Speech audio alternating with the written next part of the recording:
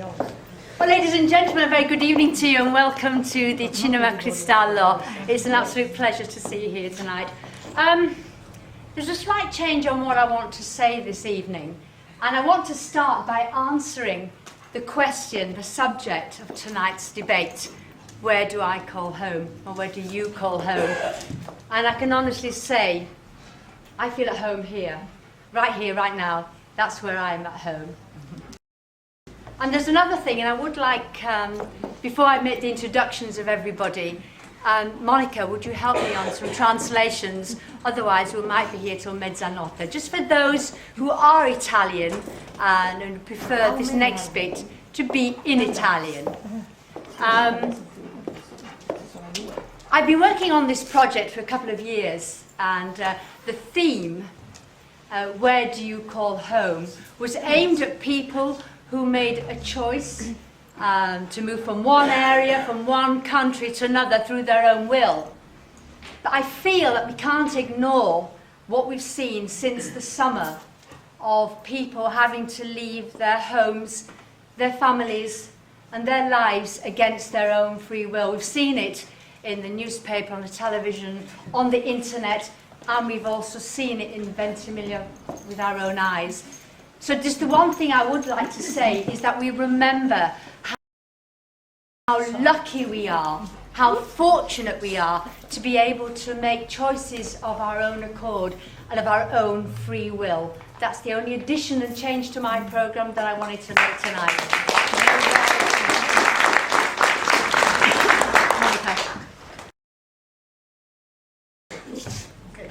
I think I'll stand up. Maybe people can hear me better than I've learned from you. Thank you very much, Anna, that I can be here tonight. It's really an honor that you invited me. My name is Carl. I live in Abricale with my wife, and we've been here in this area for 8 years now. We lived in Liguria, but now we live in Abricale, and actually, when you invited us, to join this debate about where are you at home, I definitely, it's a very complicated answer that you can get on that. You can make it easy, you can get it very complicated, but I think that when it comes to my family, Ivan and me, we are, where we are in the world, that's really where we are at home. So.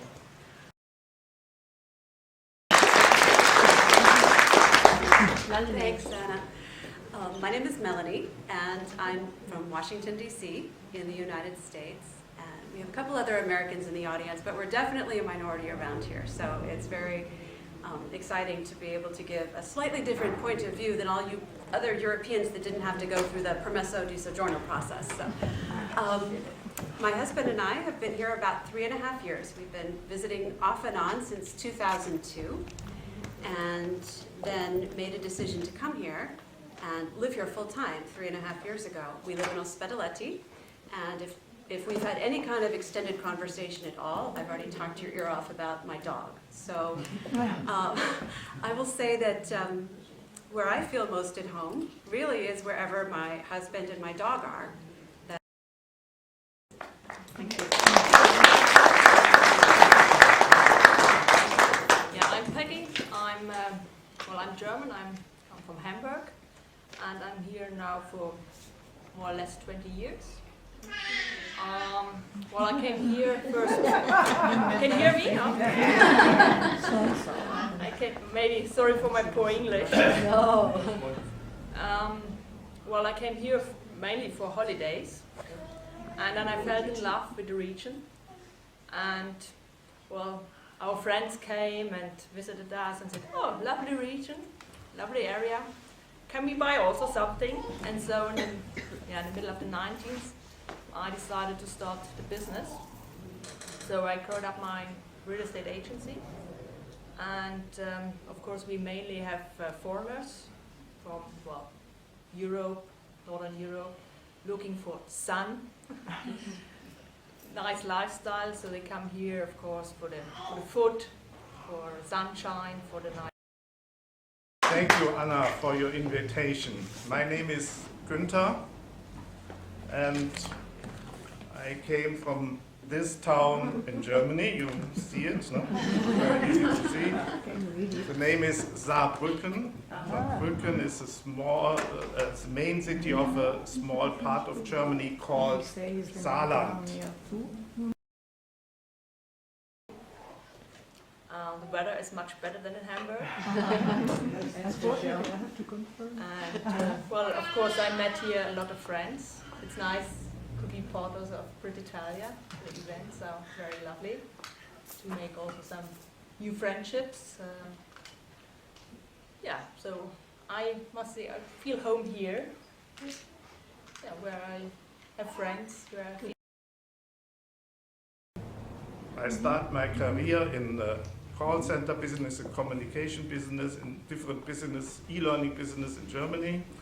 I sold my first company to a big advertising company, to Ogilvy and Mather, and when I had my 200,000 German marks for my small part which I sold, I go, where can I live, where should I live? And on one day, it was very cold and rainy in February, 32 years ago, I came to Perinaldo. And then it was very late, and I go in the Hotel Lariana, which I own now, but it was a complete different Hotel Perinaldo, Hotel Lariana like this, no? And in the morning I open the window and see with the super beautiful view the Mediterranean. And then I decided this will be my home. Therefore I'm here.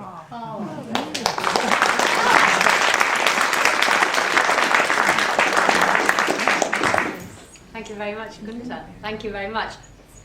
It's it to get this special lady in the audience, my good friend Valerie.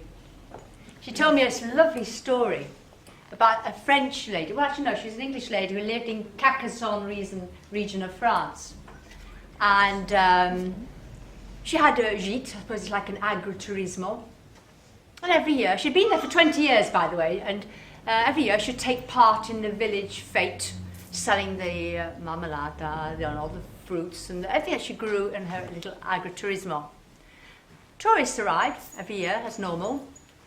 And this other English lady appeared and realised that this woman was English and started talking to her. She said, well, this is amazing, she said. Nice to meet somebody English living in Carcassonne. So, how often do you go home? And the lady with the jeep just stopped and just said, every night. What feedback do you get? Why do they come here? Why do they want to move at all? Well, of course, they come mainly for the climate. They choose Italy, especially maybe the Ligurian area, because it's close to France. So they have both cultures. Very important, it's the Nice airport, which is very good to reach the area. They make a decision maybe for Liguria because they feel, Italy is, the people are here much nicer than in France, especially the Côte d'Azur. It's also more, it's like, even the Italians are very kindly. If you. Oh yeah. Okay, I'll be honest. I think we gave this probably 2% of the serious thought one should give moving to another country. Really, I have a hard time making decisions usually, and I'm about the least impulsive person with regard to anything else. But this was a truly, like, rabidly impulsive decision. But it's all worked out okay. So I think it's possible to make an absolutely crazy, not particularly well thought out decision and still enjoy it. But you're right, it is a big shift because it's it's hard to split the year. Well, you could, I suppose, but it's an awfully long flight. It's terribly expensive. The time changes. Yeah, the time changes 6 hours. I have house guests in my house right now who have been sleeping till 1 p.m. every single day for the past week because it's so such a big difference, and so it's a little bit different than the experience of some of the other people that are here. But, I think that Italy makes it easy for you to most of the time avoid buyer's regret. I mean, I have my moments, like all of us do, I'm sure, where you're like, what was I thinking? This was the craziest thing ever. And then something so wonderful and so kind and so warm will happen, and you say, this is exactly what it's so. Actually, my husband and I refer to this as Italian bipolar disorder. Because we'll have moments of extreme depression.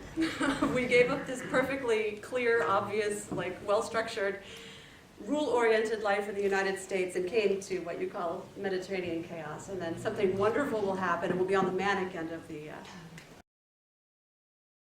Well, in fact, there are a lot of foreigners down here in the restaurant and bar and hotel and bed and breakfast industry, a lot of foreigners.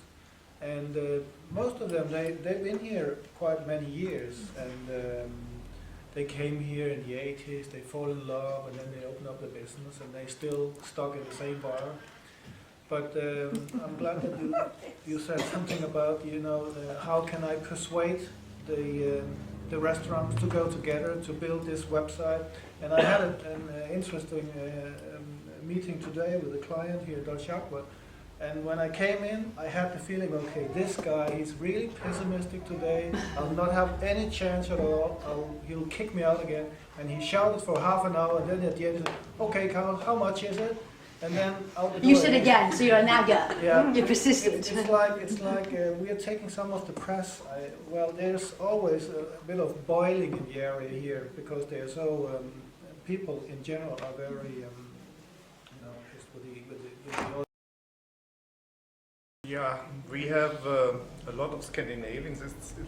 I think it's the same as Peggy has to sell the houses. We have a lot of Scandinavians in the hotel. We have, of course, a lot of Germans, business friends which I bring from Germany. We have English people. We have also since the last year, we are in Booking.com. We have guests from Azerbaijan. We have from Moldavia. All over the world, and very, very interesting people, and we make always video interviews with them to set it on our webpage, and only a few Italians. Interesting. Interesting. I have a question. Yeah, maybe we have. Gunther, is your help Italian? The people who work in your hotel, are they Italians or Germans? Italians. Italian. We go back to Copenhagen, and Copenhagen is like London, or it's like any other. It's fast. Yeah, it's a metropole, But then again, we have this little town where we were born. Both Yvonne and I, we were born in a small town called Turner, and my Danish friend, she knows where that is. And that is a very, very small town. And when I go in the pedestrian zone, they'll come up to me. Hi, Carl, how are you? Long time no see. You're still in Italy and all that. So, of course, memories are coming back. And so I'm over 50 now. They still know me. So I've been there. I don't know. What about you? Well, a couple things. Number one, when I go back to the U.S., I have to ask for an extra shot of espresso in my coffee, so that's a big difference. So weak. Number two, everything is moving so fast there that when I go back, I don't know any of the restaurants anymore. They're all new restaurants that are hot. I'm missing all of them. Number three, I'm thrilled to death that I actually know my proper size for shoes, clothing, all of that stuff without this weird system, of like 40. Over there, it's better. You're more familiar in America. Yeah, yeah. And in boutiques, you can touch the clothes. That's nice. And number four, what was number four? Oh, no pausa. No pausa. Pausa, the famous pausa. That's the same here. When we go to Copenhagen, there's no pausa. It goes from 9 to 10 o'clock in the evening. You shop all day. But I also say, when I live in Abricala, I live here, I work here in this area. When I go in Bordighera on the Lungomare, I have an eye on everyone who's coming there because that might be a potential customer. Or maybe I know him. But when if you see Carl cross over the road, you go down. Grab you, hey, I know you. But when I'm in Copenhagen or in Milan, I also work in Milan. But in Milan, in these very huge cities, It's cosmopolitan. I can't control everyone. So I need to, I'm getting. Oh, this guy, I missed that one. So that's a huge change for me too. And for me, it's a little bit the same like Carl's. Well, when I go back to Hamburg, I love it because it's the contrast here. We have countryside, and Hamburg is a city full of life. But well, especially last weekend, I was in Dresden, it's East Germany, where I was born. And this is a place, it's not what I call home, it's different. We met also with the friends on the school, and well, main part of them still live there. And well, I grew up in East Germany, and for me it was the right time, and we celebrated the 25 years of the reunion, which is great. So, but I would say Dresden is a lovely city, but it's not it's my hometown, but I don't feel home there. Do people treat you differently now, your peers? Because sometimes they say, well, you left, and they sometimes treat Well, you... they were curious. You still, my best friend, she said, when we were very young, I don't remember, but she said, you always said you want to live one time in the Mediterranean. I said, I don't remember. But you did it. Yeah, I did it. You did it. You did it. And Gunther, do you visit Germany a lot? Yes, and it's the most very important reason.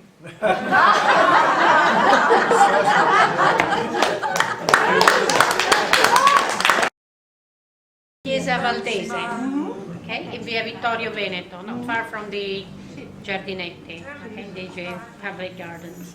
And you're all welcome if you want to come, and we'll be pleased to see you there. Okay, thank you very much.